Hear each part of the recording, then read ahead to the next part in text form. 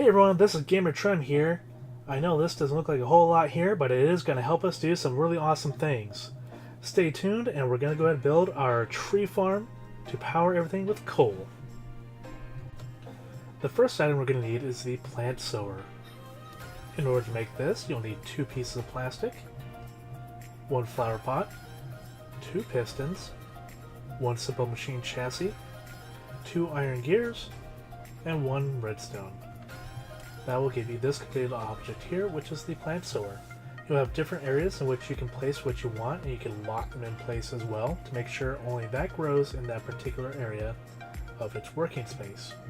Here you have a hide working area, show working area, and that'll allow you to hide or show where it's working from. Above you'll see the working area, which is a 1x1 block. Very small, however you can expand that. We'll go into that later. Here we have the plant gatherer from Industrial Foregoing. You'll need 2 plastic, 1 iron hoe, 2 iron axes, a simple machine chassis, 2 gold gears, and 1 redstone. And that will give you the plant gatherer. Here you'll see also has a show working area or hide working area button. This is where all the items it gathers will be placed before they are transferred out. Sludge will gather here, and this shows how much power is inside of it for it to work with. You'll see the working area here is rather small. It is literally 1 block. Again, just like the last item, this can be expanded out so it has a wider working area. Here we have the range add-on for Industrial Foregoing, which allows machines to extend their range. Here we have the plus 10 version, which is 6 diamond, 2 plastic, and 1 glass plane. Now you'll see there is a multitude of different versions here, plus 1, plus 2, going all the way up to plus 12, each one requiring a different item. Plus 1 is stone, plus 2 is lapis lazuli, which I hope you never use for this purpose. 3 is for iron ingots. 4 you have 10 ingots. 5 you have copper ingots. 6 you have bronze. 7 you have silver. 8 you have gold. 9 you use nether quartz. Again, 10 is diamond. 11 uses platinum ingots. And 12 uses emeralds. Depending on what you want, you can choose any of those to put in your machines. You need to put them in both, however, to make sure they both have the same range. And here we have the transfer pipe from Extra Utilities 2. This is how we're going to transport everything throughout our system. You'll need 6 stone slabs, 2 glass, and 1 redstone. And making one of these gives you a total of 64 transfer pipes. So these are very cheap, very easy to make. You don't got a lot to worry about. That's what it looks like when it's on its own. And here we have the transfer node from Extra Utilities 2. This will be helping us to extract items so we can transfer them through the transfer pipes. You'll see you need 2 stone, 1 oak chest, or any kind of chest will work as well, 2 redstone, and 1 of the transfer pipes we made in the last section. That will give you this item here, which is the transfer node. The energy conduit from Ender.io is how we're going to transfer power throughout our system. You need 6 conduit binders and 3 conductive iron ingots.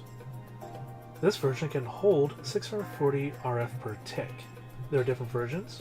The enhanced energy conduit can hold 5120 RF per tick, and the Ender energy conduit can hold 20,480 RF per tick.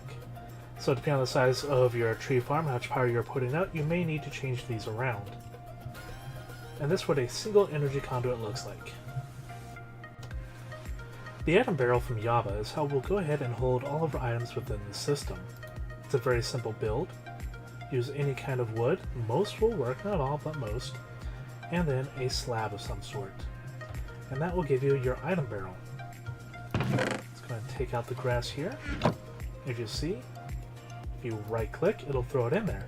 Now if you hold shift, it shows you how much you can hold in there total. You can see I have 64 in there. I can hold a total of 4096. Now let's go ahead and shift right click it. We can always display the data, and we can lock it so no other items can accidentally go in there if it's emptied out. You'll see when we look away, it still shows the data on there. So say we're over here, and we have several of these going up, we want to see how much we have of everything, it'll show all those for us. Now you see there are multiple upgrades here, so it can hold more. The blank barrel upgrade only works on chests or in other patterns. You don't need to worry about that. Now, we have to do this in order from iron on up. Now, if we right click with the iron, and then shift, we can see it holds 16,384 now. If you do this with gold, it will then hold 65,536. If you do it with diamond, it will now hold 262,144. Now this one is the infinite capacity. Right click again, and now it doesn't even give a number, it's just going to hold everything you put in there. Each of those upgrades requires different materials, however, what you want to make is going to be up to you as far as how many you want it to hold. This is a basic build, so we're not going to worry about those right now. The Stirling Generator in Ender IO is how we're going to generate all of our power in the system. You need 2 stone bricks, 1 furnace, 2 dark steel ingots, 1 industrial machine chassis, 2 dark bimetal gears, and 1 piston, and that will give you the Stirling Generator. If we click it, we'll see that we do need a capacitor, which we'll go into shortly and show you how to upgrade those so it generates more power more efficiently. And this is where you'll put any item you want to use in order to burn and generate that power for the system. The alloy smelter from Ender IO is how we'll be producing all of the charcoal needed in order to generate the power through the Stirling Generator. We'll need 2 dark steel ingots, 3 furnace, 1 industrial machine chassis, 2 dark bar metal gear, and 1 cauldron.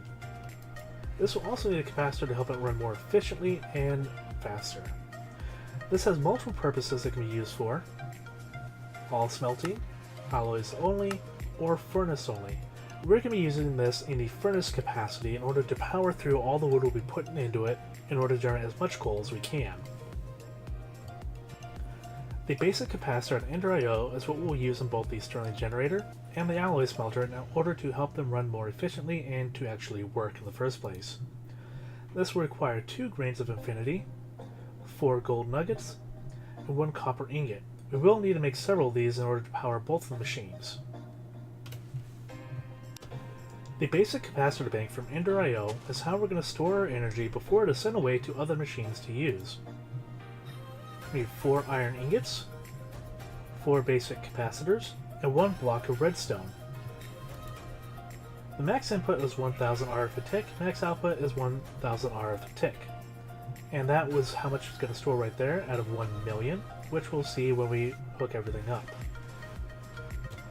And here we have the finished product. In the center we have the plant sower. This is going to be at the center because all around it it's going to have a radius of +10, where it's going to plant all of these saplings. I use birch saplings just because they don't produce any extra items than the saplings and the actual wood. Now let's turn on that show working area button and we'll see just how big that is. And you'll see this is 21 by 21 dirt blocks and it fills that perfectly with the working area. This is where it's going to plant all the trees. And over here we have our plant gatherer, which the show working button when pressed directly overlaps the other one, which means it'll pull all the plants from in here. Also to note, you can use this for gathering anything, gathering trees, gathering plants, again gathering anything. Very versatile machine. For the next part of the build, we need to place the transfer nodes and the transfer pipes. Now you notice if we right click on the machine, we just go right into it and look at the inventory. In order to place the node on the back of the machine, you'll hold down shift and then right click, and that'll allow you to place it on the back of the machine. You'll have to do the same with the transfer pipes as well. Once you've installed those, go ahead and drop it down wherever you would like, wherever you want it to go, however far. On the side, you'll place an item barrel, 1 for saplings and 1 for the birch wood. Now on the other side here, you'll see we have the alloy smelter. Right click on that. Now we're going to have to configure this.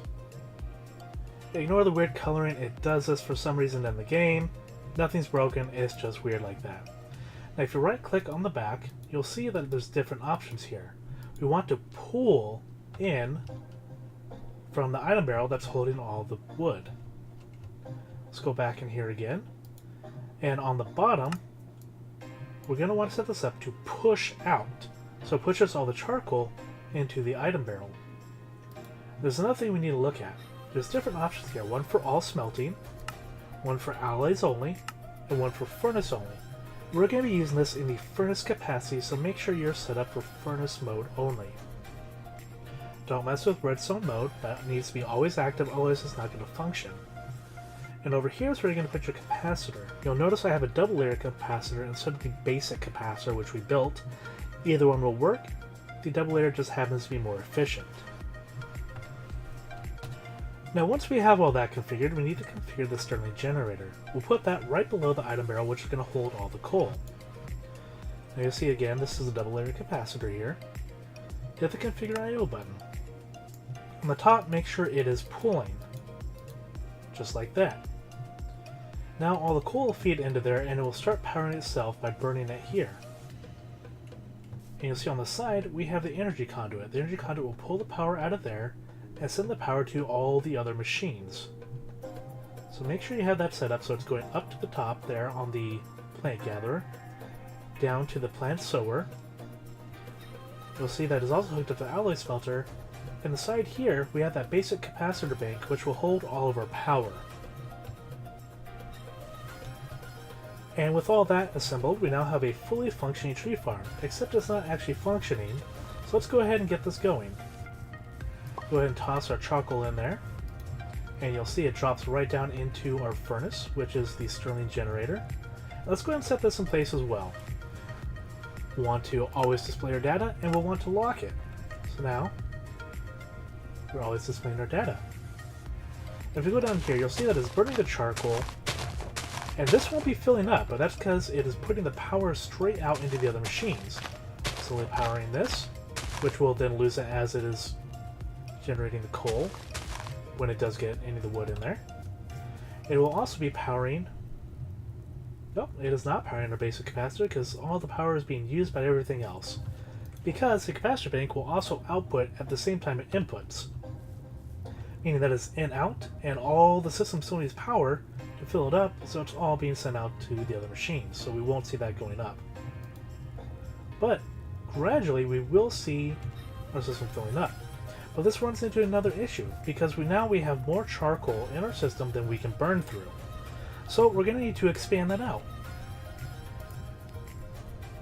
So we're going to take our item nodes, our transfer pipes, some more energy conduits, some capacitors to power our machines, and some Stirling generators. Now let's take our item node, we'll shift right click so it starts putting out this way, and if we right click we go straight into the inventory. So don't forget shift right click, and there we go. That'll be enough to put a few more machines in here. Holding shift and right clicking also helps you to place them instead of opening up inventories by accident. Now you'll see it is not burning anything because we don't have a capacitor in here. Now this is a basic capacitor.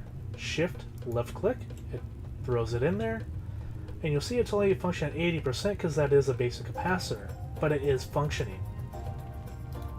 Go ahead and toss this in each one of these so it starts generating power.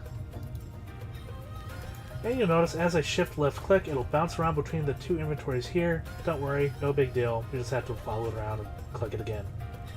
The thing you'll notice though, all the power is building up in here. That's because we haven't installed our energy conduits yet. So we'll go to the back of the machine, again shift right click so we don't open up the inventory. And now all those machines will start sending their power into the main system. You go back over here and check again. We'll see that our power is slowly draining out as it's going into the rest of the system. And let's see. We're still not generating enough power to fully power everything. So we'll have to wait for the charcoal to continue going into the system to power everything up. This is also where the double layer capacitor will come in handy, because you'll see efficiency is at 100%, but it means it's generating more RF per tick. This is generating 60 with the basic capacitor, this is generating 80 with the double layer capacitor. So you want to put the stronger capacitors in there if you have materials to build them. And you'll see that this is slowly draining out as it fills into all the other generators here. You still haven't got it down here, but for simplicity's sake... Oh, and I broke it. Okay, no one saw that. Yeah, I didn't just break that. Anyway, you'll see that it's still draining down into the other machines. In order to make it faster, shift left click, and we'll just pull out an entire stack. If you left click once, it pulls out one, shift left click, pulls out a full stack. So let's go ahead and just toss these in here at the end. Just give a bit of a jump start there. Now you notice I have an empty slot there. If I right click, it still tosses it in. It'll toss it in from anywhere in your inventory. And now we're going to start generating a lot more power here.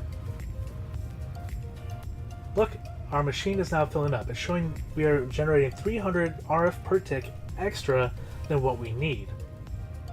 Which means our system will be fully powered and will have extra power to use in other areas. Now remember, these only hold 640 RF a tick.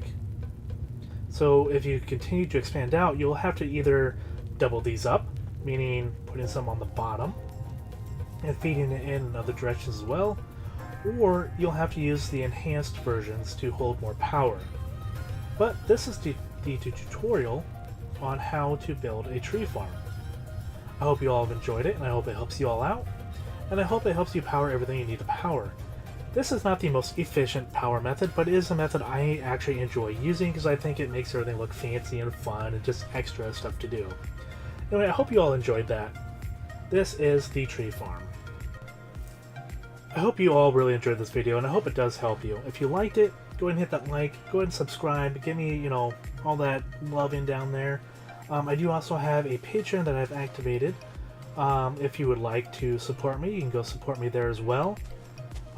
Supporting me there does give you access to my private Minecraft server as well. That is for supporters only. So you can go on there and play with me as I go along and do all my hijinks and everything else. Hope you all have a wonderful day and keep checking in for more videos. This is GamerTrem signing out.